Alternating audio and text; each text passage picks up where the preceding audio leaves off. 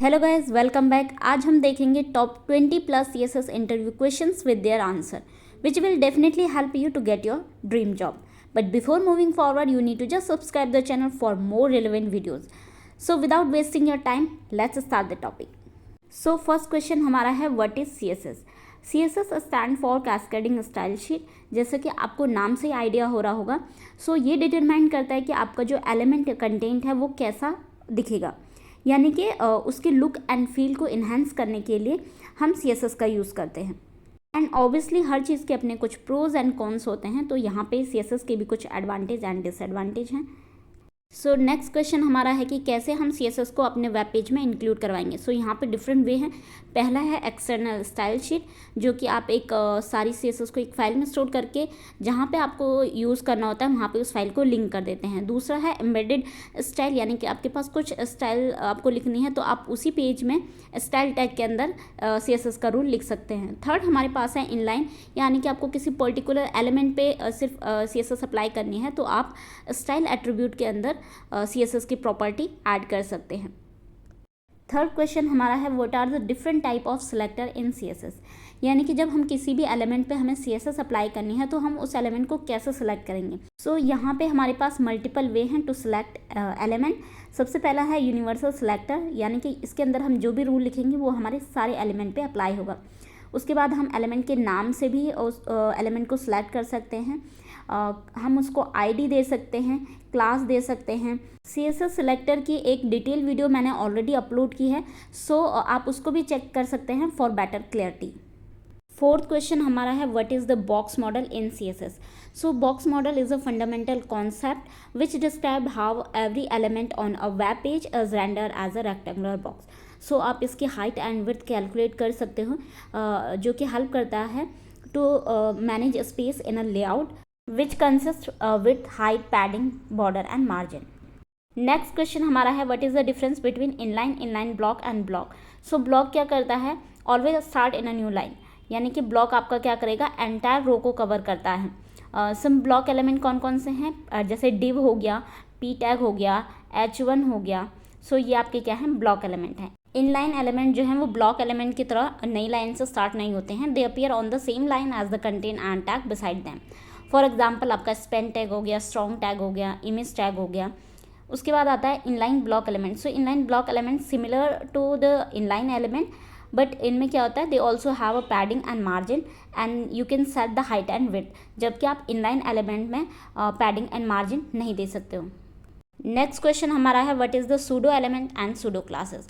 Pseudo element allow us to create items that do not normally exist in the document. For example, before, after, first letter, first line selection, ये आपकी क्या है, pseudo element हैं। जबकि pseudo classes क्या होती है, वो रेगुलर एलिमेंट जो होते हैं उन पे किसी सर्टेन कंडीशन के लिए यूज़ होती है। लाइक जैसे आप ऐड करते हो कि बटन के होवर पे या लिंक के विजिट पे। सो ये सब यहाँ पे pseudo classes हैं जो कि एक सर्टेन कंडीशन को सिलेक्ट करती है। सेवन्थ क्वेश्चन हमारा है how do you specify unit in CSS. So unit क्या होती है, आपका मेजरमेंट के लिए यूज़ होती है। लाइक आपको विड्थ मेज़र करनी है, height, padding, margin, font size. So इनके यहाँ पे आप मेजरमेंट के लिए यूनिट का यूज़ करते हो। यहाँ पे हमारे पास दो टाइप से कैटेगराइज किया हुआ है, absolute and relative unit. Absolute क्या होती है, absolute units are fix and do not change based on the other property. For example जैसे px हो गया, pt हो गया, इंच हो गया। लेकिन रिलेटिव यूनिट क्या होती हैं, they are flexible and scale depending on the other property and ये यूजफुल होती हैं रिस्पॉन्सिव डिज़ाइन के लिए। So here are some relative units. Next question हमारा है कि जो margin top and margin bottom property है उसका इनलाइन एलिमेंट पे कोई इफेक्ट पड़ता है या नहीं पड़ता। सो यहाँ पे इन दोनों का इनलाइन एलिमेंट पे कोई इफेक्ट नहीं पड़ता है। नेक्स्ट क्वेश्चन हमारा है the difference between border box and content box. CSS में हमारे पास बॉक्स साइजिंग एक प्रॉपर्टी है जिसकी दो प्राइमरी वैल्यू है, content box and border box. जब आप कंटेंट बॉक्स सेलेक्ट करते हो तो आप जो उसको विड्थ देते हो वो आपकी कंटेंट की विड्थ होती है, यानी कि उतने ही विड्थ में आपका कंटेंट होगा। लेकिन बॉर्डर बॉक्स में जो आप विड्थ देते हो उसमें से पैडिंग एंड बॉर्डर को माइनस करके जो विड्थ बचती है उस विड्थ में आपका कंटेंट शो होगा। नेक्स्ट क्वेश्चन हमारा है कि ओपेसिटी क्या होती है। सो ओपेसिटी क्या होती है कि आपकी ट्रांसपेरेंसी के लिए यूज़ होती है, यानी कि आपको कोई एलिमेंट है वो कितना ट्रांसपेरेंट रखना है, उसके लिए आप ओपेसिटी का यूज़ करते हो। ओपेसिटी की जो डिफ़ॉल्ट वैल्यू होती है वो 1 होती है, यानी कि आप 0 से लेकर 1 तक के बीच में आप ओपेसिटी को सेट कर सकते हो। डिफ़ॉल्ट वैल्यू इसकी 1 होती है। नेक्स्ट क्वेश्चन हमारा है why should we use float property. Float property is use for positioning the HTML element horizontally either toward the left और राइट ऑफ द कंटेनर। ये क्या करता है, ये रिमूव करता है एलिमेंट का जो नॉर्मल फ्लो होता है उसको, सो दैट आप एलिमेंट को उसके कंटेनर के लेफ्ट और राइट कहीं भी मूव करवा सकते हैं।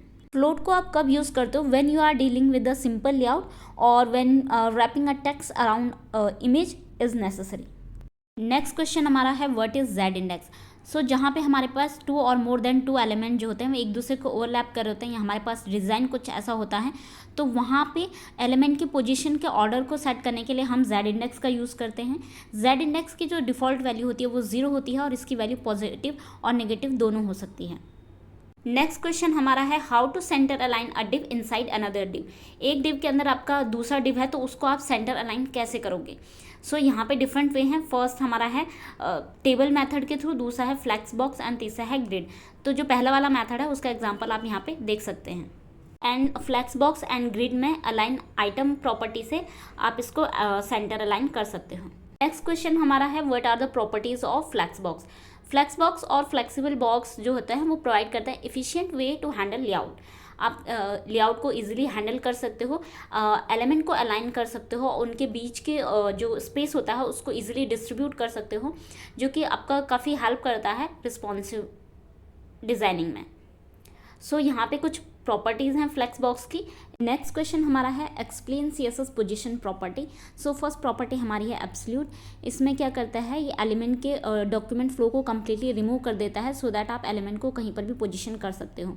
रिलेटिव में यस आप एलिमेंट को मूव कर सकते हो, बट इसका जो डॉक्यूमेंट फ्लो है वो रिमूव नहीं होता है। फिक्स में क्या होता है कि आप का जो एलिमेंट है वो पोजिशन होता है relative to the view port and browser window के। स्टैटिक जो है वो आपका डिफ़ॉल्ट होता है, अगर आप कुछ भी पोजीशन सेट नहीं करते हो तो वो आपका स्टैटिक वर्क करता है। एंड स्टिकी क्या होता है, वो आपका हाइब्रिड होता है रिलेटिव और फिक्स पोजीशन का। नेक्स्ट क्वेश्चन हमारा है types of media properties. So यहाँ पे हमारे पास 4 टाइप की मीडिया प्रॉपर्टीज हैं which all are listed below. Next question हमारा है difference between CSS grid and flex box. So grid layout क्या होता है, आपका 2 डायमेंशनल सिस्टम होता है। इट मीन्स कि आप एलिमेंट को row wise and column wise दोनों तरीके से हैंडल कर सकते हो। सो लार्ज स्केल लेआउट में it is very helpful. Flex box क्या होता है, आपका 1 डायमेंशनल सिस्टम होता है, यानी कि आप आइदर रो वाइज उसको एडजस्ट कर सकते हो और कॉलम वाइज। नेक्स्ट क्वेश्चन हमारा है how does Calc work. So in CSS Calc का हमारा इनबिल्ट फंक्शन होता है जो परफॉर्म करता है मैथमेटिकल ऑपरेशन को। सो यहाँ पे आप एग्जांपल देख सकते हो to calculate a width. Next question हमारा है what is specificity and how to calculate it.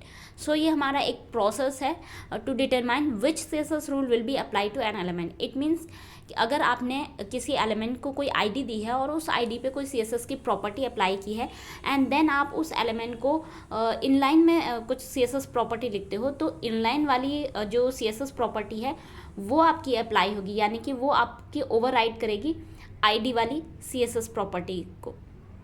In short आप ये बोल सकते हो कि यहाँ पे एक रूल है कि कौन से सिलेक्टर की कितनी प्रायोरिटी है।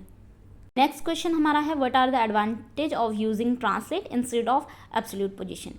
ट्रांसलेट मूव करता है एलिमेंट को visually without changing its actual position in a document flow. It means कि ये आपके लेआउट में ना तो गैप क्रिएट करेगा ना ही किसी को ओवरलैप करेगा। सो स्पेशली ये सुपीरियर चॉइस होता है व्हेन यू परफॉर्मिंग एनिमेशन, जबकि एब्सोल्यूट पोजीशन एलिमेंट के डॉक्यूमेंट फ्लोट को कम्प्लीटली रिमूव कर देता है, सो दैट कि आप एलिमेंट को कहीं भी प्लेस कर सकते हो। नेक्स्ट क्वेश्चन हमारा है what does important mean. Important हम तब यूज़ करते हैं जब हमें कोई रूल ओवरराइड करना हो या फोर्सफुली अप्लाई करना हो। You can see in the example for better clarity. Next last but not the least question when does DOM reflow occur. So reflow क्या है, is the process of web browser for recalculating the position. You can say आपका जो web browser है वो re-render करता है आपके document को।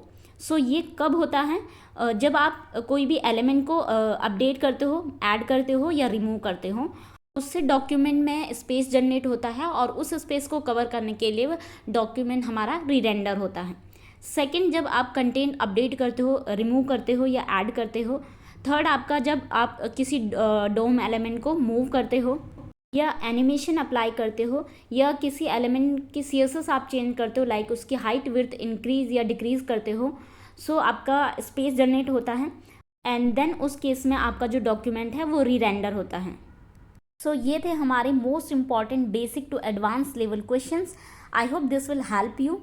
Thanks for watching and don't forget to subscribe the channel for more videos.